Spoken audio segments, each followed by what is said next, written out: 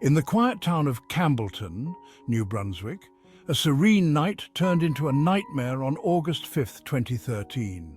Two young brothers, Noah and Connor Barthe, were asleep in their apartment above a pet store, unaware of the lurking danger.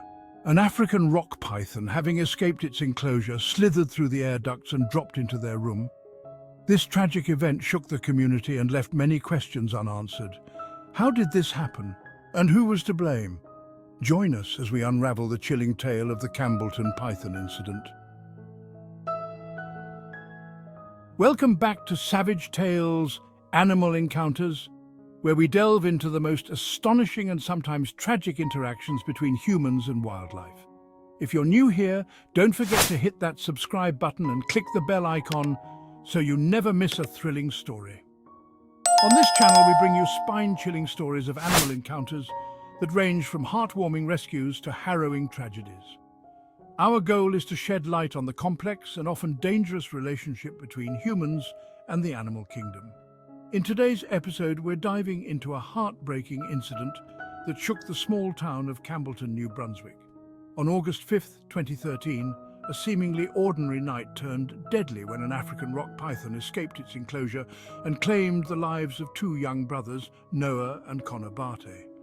How did this horrifying event unfold, and what was the aftermath?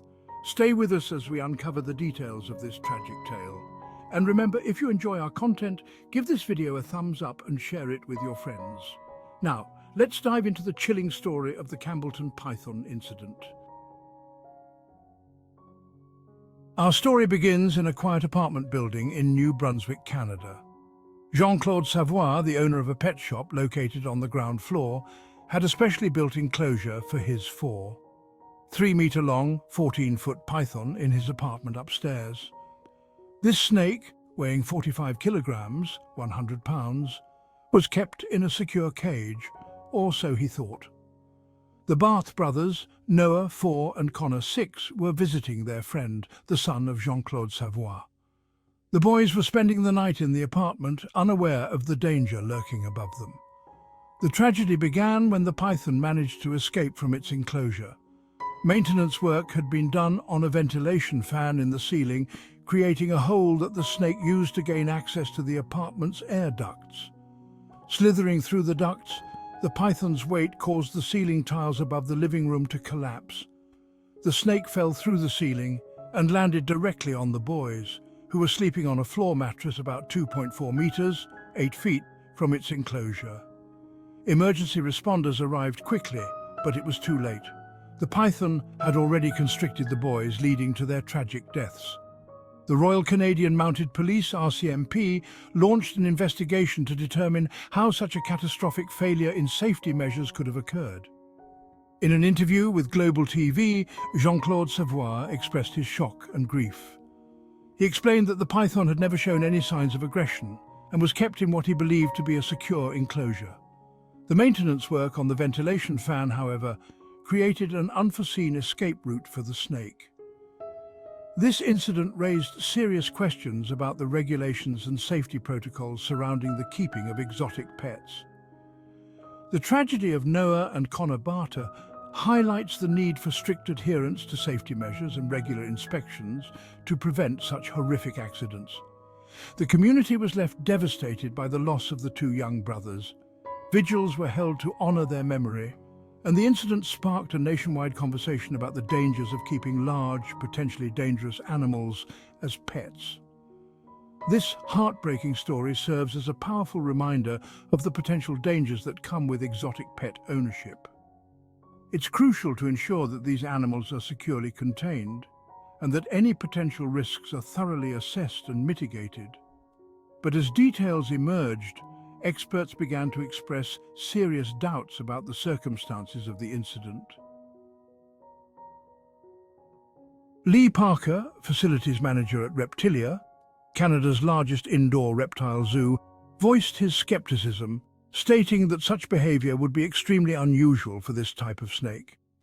He mentioned that these snakes do not typically go on killing sprees, casting doubt on the idea that the python would attack and kill two children without attempting to consume them. The snake reportedly escaped through a ventilation hole in the ceiling, which collapsed under its weight, allowing it to fall into the living room where the boys were sleeping. However, the fact that the python didn't eat the boys and that no one else in the apartment was awakened by the disturbance has raised serious questions about what really happened that night. Jim Harrison, director of the Kentucky Reptile Zoo, stated that it was theoretically possible for the large python to have constricted around both boys at the same time, a theory supported by University of Texas professor Neil Ford.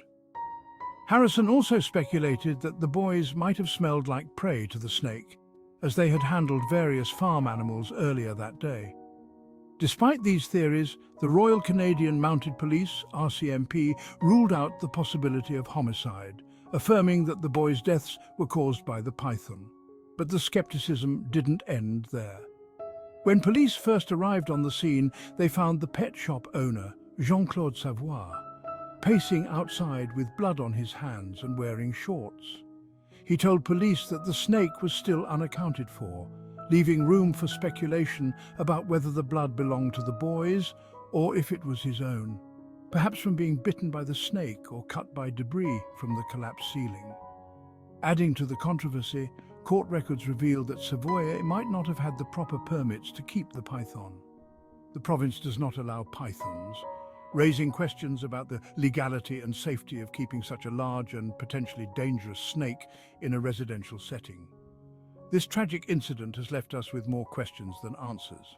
While the official ruling points to an animal attack, the unusual circumstances and expert skepticism suggest there may be more to this story than meets the eye. As we continue to investigate and discuss these events, it's crucial to ensure that regulations and safety measures for keeping exotic pets are strictly enforced to prevent such tragedies in the future. In the wake of this tragic event, authorities acted swiftly. The python responsible for the deaths of Noah and Connor Barthe was euthanized by officials. Additionally, a total of 23 reptiles were seized from the property, and 4 American alligators were also euthanized as part of the investigation. Heartbreaking images posted by the boy's mother on Facebook showed Noah and Connor cleaning a large glass enclosure which had previously housed a green anaconda. Tragically, this enclosure later contained the African rock python that managed to escape and cause their deaths. A preliminary autopsy report released by the coroner confirmed that the boys died of asphyxiation. This devastating news shook the community and led to an outcry for stricter regulations on exotic pet ownership. Member of the Legislative Assembly, Donald Arsenault, expressed frustration with the province's decision to delay reviewing New Brunswick's Fish and Wildlife Act until the RCMP investigation was complete. He believed immediate action was necessary to prevent similar tragedies. Minister of Natural Resources Paul Robichaud defended the delay, arguing that the findings of the RCMP investigation would provide valuable insights for updating the law.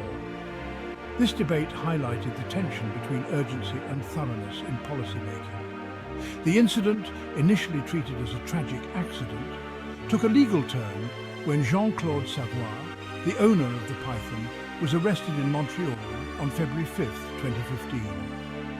On March 31, 2015, he was charged with criminal negligence for failing to prevent the boys' deaths. The legal battle culminated in a jury trial in November 2016, where Savoie was found not guilty of criminal negligence.